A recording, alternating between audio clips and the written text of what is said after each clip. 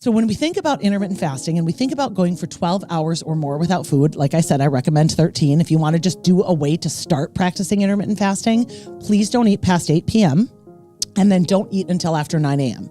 So that's a 13-hour intermittent fast. It's not that hard. Hi, everyone. Welcome back to the Energetically Efficient Show. I am Kristin Rowell, and today I am so excited because we're going to be talking about fasting. Now, if there's one question that I had more than anything from all of you when I started the show, it was, I want to hear more about fasting. I want to hear more about fasting. So that's what we're going to get into today. So I'm going to do as deep of a dive as I think is appropriate in this, in a episode that is not too long and sciencey because I don't want to lose you. So I really want to give you the most valuable takeaways so that you can decide if fasting is right for you, when you might incorporate fasting, and how you could use it to improve your metabolic health. Okay. So the first thing I want to start with is, what is fasting? Because it's a term that is thrown about so often. And a lot of people, when they talk to me about this, they're like, well, Kristin, it's so hard for me to not eat for 16 hours. And I'm like, wait, what do you mean 16 hours? Why do you think you don't have to eat for 16 hours? That's a myth. So let's start by talking about what fasting is, which is fasting is not eating anything for 12 hours or more. That's it. If you are 12 hours or more, you are intermittent fasting. And I say intermittent fasting because we'll get into what fasting beyond intermittent fasting is. So like what longer fasting is. But if you stop eating at 8 p.m. and you don't eat until after 8 a.m., congratulations, you are fasting. Okay. What I like to do with clients when they hire me is I try to get them on a 13-hour fast right from the get-go. I don't do anything longer than that in the beginning because the reality is most people have a hard time with blood sugar dysregulation, and they really need to start to regulate their blood sugar first before we get into any longer fasting, which may be 14 hours, 15 hours, 16 hours, 18 hours, 20 hours or more. So when we think about intermittent fasting and we think about going for 12 hours or more without food, like I said, I recommend 13. If you want to just do a way to start practicing intermittent fasting, please don't eat past 8 p.m. and then don't eat until after 9 a.m. Or if it works better in your schedule, and this is typically what I do, don't eat until after 7 p.m. or don't eat after 7 p.m. rather, and then don't eat until after 8 a.m. So that's a 13-hour intermittent fast. It's not that hard, especially if you're like me and you wake up early in the morning and you just go do a workout fasted. Now, the whole topic of working out fasted is a sticky wicket in and of itself because there's so much controversy, especially for women, around whether you should train fasted or not fasted. But here's what I will tell you about that, you guys. If you have any measure of excess body fat, or if you're someone who has practiced intermittent fasting, I promise you can train fasted. I have run for years. I mean, we're talking more than 20 years in the morning, whether it's running, lifting, whatever, in the morning with no food in my system, and then I can eat after. It is not true unless you are practicing a certain specific athletic sport that you need to have a significant amount of food before you eat. Now, some women might notice a training benefit if they have a small amount of calories before they go to the gym, before they do their morning workout. And if you want more research on that, or if you want to read more about that, I do recommend following the work of Stacy Sims, Dr. Stacy Sims, who's written a couple books, both of which I've read, that are fantastic. One is called Roar, and one is called, I think it's Your Next Level, or maybe it's just Next Level. And this is more about women training in menopause and perimenopause, which is really good. But if you have excess body fat, it really is unnecessary for you to eat anything, consume anything before your training. And so the majority of people listening to this podcast, watching this podcast, are going to benefit from not consuming food before they train in the morning. And you can consume food after, and that's fine. And why is this? Why, when we talk about fasting, what is it that's happening in the body? And why do I recommend that you can go and work out in the morning without food? Well, what I want you to know is you have 4 different fuel sources, okay? 4 fuel sources. And we're going to go through what each of those 4 fuel sources is. And it's important to understand this for fasting because I want you to understand what your body is doing when you start fasting. Okay. I want you to understand the mechanism of action that's happening. Like, what is your body tapping into, and why has intermittent fasting become all the rage, and why is it so good for you? So we're going to talk about those 4 fuel sources right now. So the first fuel source, the number one fuel source that our body has to utilize and consume and get rid of first, okay? So the primary substrate that most people are walking around using all day for their energetic expenditure is, you guessed it, carbs. Okay, so that's glucose. So carbohydrates or glucose is our first fuel source. After we've gotten rid of the glucose, after we've utilized all the glucose storage that we have, we're going to tap into our second fuel source, which is dietary fat. Okay, so our first fuel source is carbohydrates or glucose. Our second fuel source is dietary fat. Now, if you listen to my episode on macros, you may be like, oh, I know what the third fuel source is, Kristin. You may be thinking in terms of macros, because of course our 3 macronutrients are carbs, dietary fat, and of course magical protein. But guess what? Protein is not a fuel source, and that may be confusing for people. But the reason protein is not a fuel source is because you cannot store protein in your body. Cannot be stored. We can store glucose and we can store fat. In fact, we can store lots and lots and lots of fat. And as we store more carbs and fat together, we just get bigger and bigger and bigger, and we put on body fat stores. If you want to learn more about that, I recommend that you listen to my episode, Why We Get Fat, because I go into an explanation of how carbs and fat together get stored on our body in our adipose tissue, and that's how we put body fat on our body.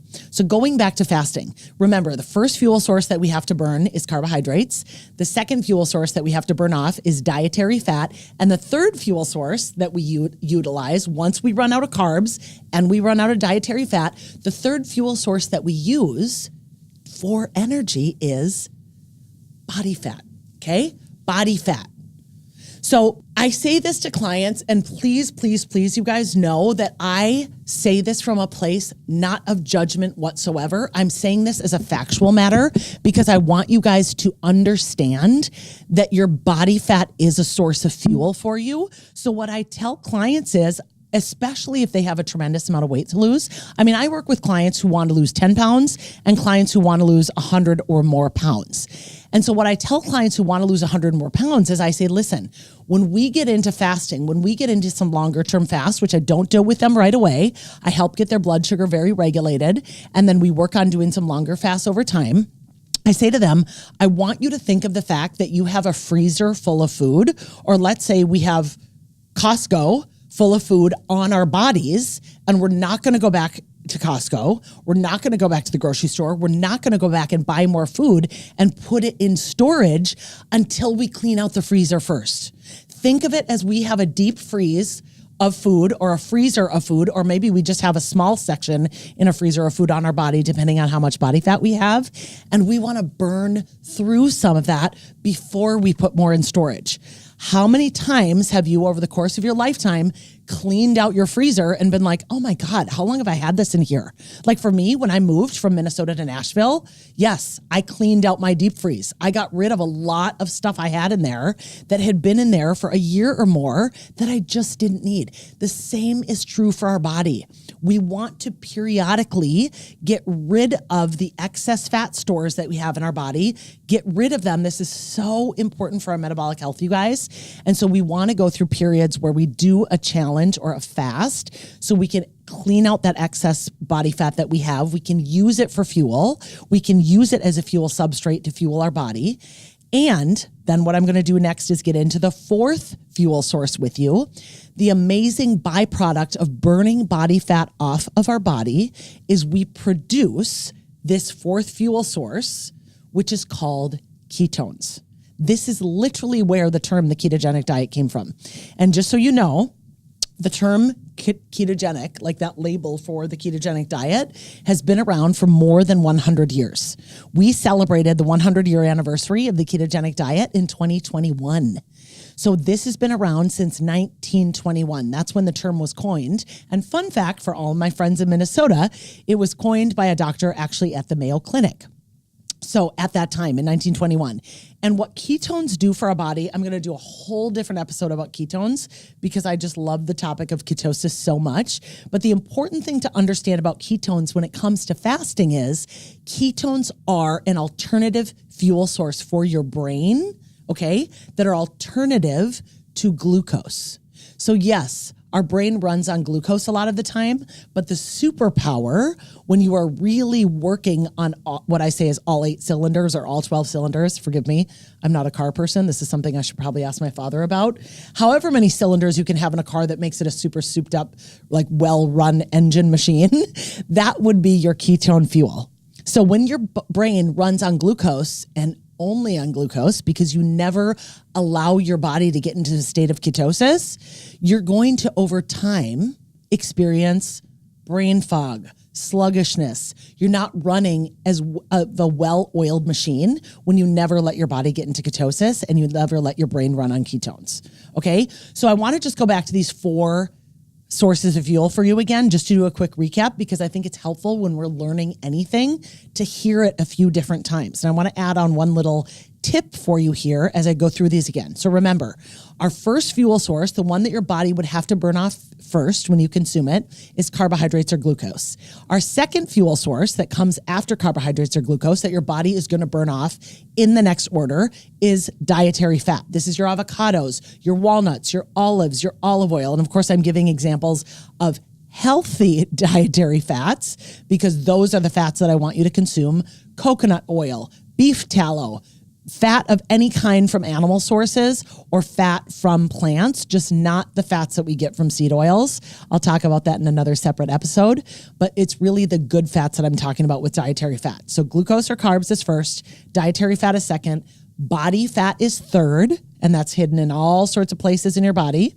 And then fourth, the byproduct of burning body fat is your body will produce ketone bodies for your brain, and that is another source of fuel. You'll also notice when you start to lose body fat, and some people experience some sort of interesting detoxification symptoms, you are engaged in some kind of detox when you are losing body fat, when you're fasting.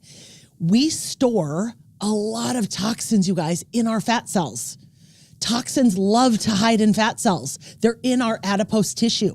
This is why when you go through my 2-week cleanse, which I offer a few times a year, so just pay attention to when I make announcements about that because it's called the Radiant Reset. I love this cleanse. I do this myself multiple times a year. I really want you guys to consider joining me sometime and experience what it's like to get rid of some of those toxins out of your fat tissue because it's part of the reason you feel so much better when you detox because you're literally getting rid of toxins that are stored in your body for days, months, weeks, and of course years, especially when you hold on to body fat for many years on end. So weight loss can be a detoxification for your body because of where those toxins are stored in our body. Okay, back to fasting. So once we've done a 13-hour fast for, let's say, a few weeks on end, we may be ready at some point after that to say, okay, I want to try a little bit longer fast. So this is what I did when I first started fasting. I first started fasting in around, I think it was about 10 years ago in 2015. And by the way, the reason that fasting became popular around that time, you'll remember, fasting started to become all the rage in around 2012, 2013, 2014 were the early adopters. And then between 2015 and 2020, it seemed to be everything like all anyone was talking about in the health space, in the metabolic health space. And then it's only grown from there. And the reason for that is in, I believe it was, and I got to fact check myself on this, you can certainly Google it. I believe it was in 2012 that a Nobel Prize was awarded to a Japanese scientist for the discovery of something called autophagy. And I'm going to spell that for you so that you know what that word is. Autophagy, autophagy. And that is a Greek translated word. Auto meaning self, phagy meaning eating. It's the process of self-eating. That is a process that our body undergoes when we are in a fasted state. It is a cellular cleanup state. It is an excellent thing for your metabolic health. It's when we start to get rid of the old, decrepit cells in our body and the stronger, healthier survival of the fittest cells start to eat those old, decrepit cells. This is why fasting is so amazing for cleaning up any cancer cells we have in our body. And newsflash, guys, we all have them. Everyone has cancer cells in your body. It's just a matter of how much they've proliferated, how many you have, and whether you are now in a diseased cancer state that we label in Western medicine as stage 1, stage 2, stage 3, or stage 4. So if you want to avoid cancer, which, hello, I'm one of those people that would like to avoid it, you want to have some kind of fasting practice as a part of your life. And if you have active cancer, you want to engage in longer fasting practices to really clean up and get rid of those cells and allow your body to engage in cellular senescence. You want to have autophagy happening in your body. And a visual way that I like to think of autophagy, which I came up with, which is just how I picture it working in the body, is autophagy is like, and this is going to age me and date me, and I don't care, it is like Pac-Man. So if you've ever played Pac-Man on the old video games, or maybe you've been at somewhere where they had the old school Pac-Man machine, it's like Pac-Man. The Pac-Man is going around cleaning up all of those old, diseased, decrepit cells, because fasting is a super strategy that allows you to become survival of the fittest. You get rid of that excess body fat. You get rid of those cancer cells. You get rid of the disease cells. You get rid of the toxicity. It really is a superpower for allowing you to live long and age well. And of course, get rid of those cancer cells. So we're engaged in autophagy when we're fasting. Now, because the discovery of autophagy has only been around for 10 to 15 years at the time of the recording of this video, which is in 2025, we don't know a tremendous amount about it yet. I always say science takes so long to catch up with what we do anecdotally in our own practices. So I'll tell you what the lay of the land is now when it comes to the scientific understanding of autophagy. So I mentioned to you already that we are intermittent fasting when we've been not eating food for 12 hours or more. We think, and I say we think because I don't think this is solidified yet in the science. Some people may challenge me on that, but I'm pretty confident based on everything I've read that our best guess at this point is that we start to burn fat, that we start to burn body fat around about 16 hours of fasting. Most experts believe that somewhere between 18 and 20 hours of fasting is when autophagy starts to begin. This is when we start to engage in the cellular cleanup, the cellular senescence process happens, and where we're really eating all of our dead, decrepit cells and really starting to give our body the benefit of reducing the cancer risk in our body. So that happens around 18 to 20 hours, and autophagy just keeps ramping up.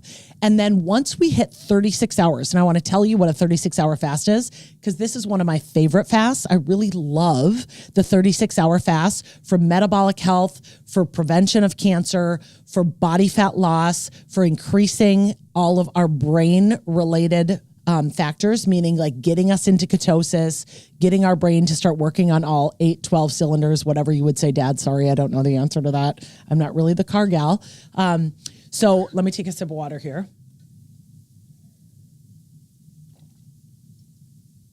Okay, thank you. Water with electrolytes, of course, which I'm always drinking.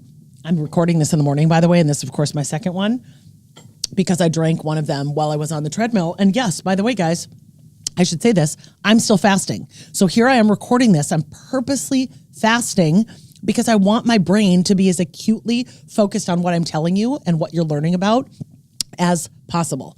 Okay. So when we are getting to the 18 and 20 hour part of the fast, that is when we believe that autophagy starts to happen. And then we get to that 36 hours. And again, I told you I'm going to tell you what 36 hours is. So I'll do that in a second. But 36 hours is when, wait for it, our autophagy goes up by 300%. Okay. So this is like, wait a second. If I want to really get the benefits of fasting, I want to try to do a 36-hour fast at some point because I'm going to get so much cellular senescence and so much benefit from a fat burning standpoint, an anti-cancer standpoint. And let me tell you, you guys, when you do your first 36-hour fast, you're going to feel like Superwoman or Superman. It's such a powerful thing to be able to do. So what a 36-hour fast would look like is you would fast, let's say you would eat dinner on Sunday night. I'm just going to pick Sunday because a lot of people fast on Mondays. You would stop eating by about 7 p.m. and then you would go to bed. All day Monday, you would not eat. You would go to bed. You would wake up on Tuesday and you could eat anytime after 7 a.m. So 36-hour fast is from 7 p.m. one day to 7 a.m. a day and a half later. So 36 hours is a day and a half. And that would be a fast that you could work your way up to after practicing intermittent fasting for a while. So when we have a 36-hour fast happen and autophagy goes up by 300%, that's amazing. And then the other thing that we believe in the science is at 48 hours of fasting, so that would be 2 full days. Okay. At 48 hours of fasting, HGH, so that's human growth hormone, that's going to help your muscles. HGH goes up by 500%. That's insane. So HGH is going up by 500%. Oh, I should have mentioned, which I forgot to tell you, when you fast for just 13 hours, HGH is going up a little bit. So when you fast for 12 to 13 hours, HGH increases. So what I would do is I would stop eating at, let's say, 6 p.m. at night. And then I would go to the gym in the morning and I would do a lift at like 6 a.m., 6:30 or 7 a.m. And I knew that my HGH was going up at that time, right around the time I'm working to build muscles. So that's just a little hack if you want to try that. But HGH goes up by 500% at 48 hours of fasting. And then autophagy peaks. This is what we believe in the science so far. Autophagy peaks at about 72 hours of fasting, which is a 3-day fast. So I will do a full separate episode for you guys at some point about my 5-day fast experience. I've now done 2 5-day fasts and they were incredible. And I can't even tell you how amazing I felt on day 5 of my fast. I had done several 3-day fasts before I worked up to a 5-day fast, by the way. So I do not recommend it if you're not a practiced faster, but I'll do a whole episode about that. Okay. So just to provide a quick recap on what we've talked about with fasting so far, intermittent fasting is 12 hours or more. You are still intermittent fasting at 16 hours, 18 hours, 20 hours, 24 hours. Once you get past 24 hours, it's considered longer fasting. So a 36-hour fast would be a great thing to try after you've worked up to it. And the reason that we want to do this, you guys, is we want to burn through that body fat after we haven't been eating for a while, because your body's going to run out of all the glucose that you've been eating. It's going to then run out of all of the dietary fat that you've eaten, and it's going to start to tap into your body fat stores and then start produce ketones for your brain, which are such an amazing source of fuel. If you want to ward off Alzheimer's, if you want to ward off dementia, if you want to ward off any neurological related dis-ease, I really recommend that you consider adopting a fasting practice, because it will allow your body to start producing ketones, which are so neuroprotective. They are so brain protective, which is a superpower. Okay, I think I want to just share one more thing. I could talk about fasting for hours and hours, but let me just tell you one more thing. Some of you may be saying, it's so interesting, Kristin, because I didn't grow up learning anything about fasting. I mean, I certainly didn't. There was no one in my life that fasted. My parents didn't fast. My teachers didn't fast. Relatives of mine didn't fast. Coaches of mine didn't fast. You know, people at Sunday school, you name it. Any adult in my life never fasted. Why? Because we have been programmed, certainly for those of us who were born in the 70s, and I'm going to talk to you also in the 80s or 90s, for sure those of you born in the 60s, 50s, we've been programmed that we need to wake up and eat, that we need to have lunch, that we need to have snacks all day, that we need to eat dinner, that we need to have a bedtime snack. All of this is programming. None of this has anything to do with science. The word breakfast means when you break your fast. It's the first meal that you eat of the day. And I don't care whether you're eating that meal at 8 a.m., 10 a.m., noon, 2 p.m., or 6 p.m. at night. That is your breakfast. There was a push to get us to start seeing boxes of cereal with toast and orange juice as quote unquote breakfast. That push and that programming was by powers that don't have your best interest in heart. They don't have your metabolic health at heart. That's not the intention. It was to get you to buy things like their cereal. It was by Post. It was by Kellogg. There's such a sinister story behind all of that, you guys.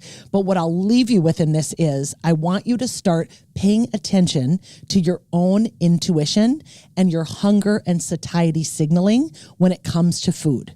Work on every time you eat, consuming at least 30 grams of protein, getting some fiber in your meal, getting a good amount of healthy fat, and then carefully adding carbs only at the end of the meal, whether it's a piece of bread or some crackers or something with carbohydrate at the end of the meal, only if you're still hungry.